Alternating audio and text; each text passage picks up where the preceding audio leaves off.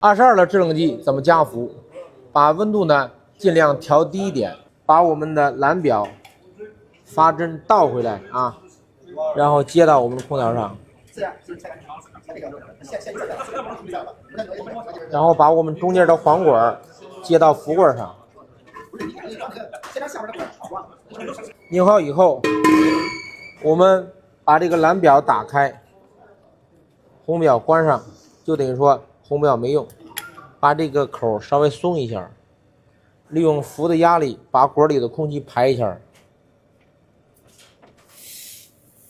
可以了。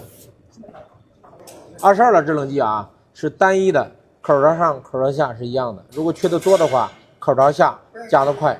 现在氟棍的压力是9公斤，我们看外极压力是多少，把阀针点进去，目前是3个多，不到4个。目前我们空间的温度呢，现在有23、4度。照这个温度的话，目前它的压力就差不多。如果我们测的时候压力不够的话，那么现在已经排完空了，直接打开加就可以了。把阀一开，能看见阀针向上走。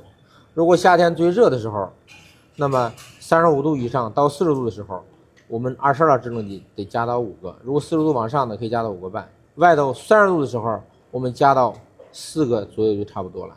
现在我们目前的温度呢比较低，所以像这个啊，它加到这儿就可以了。目前我们温度有22、3度，目前加到4个压就可以了。现在管非常凉，两个管已经接漏了，这就 OK 了。解的时候啊，我们把阀针倒回来，然后把管换上，随后解了就可以了。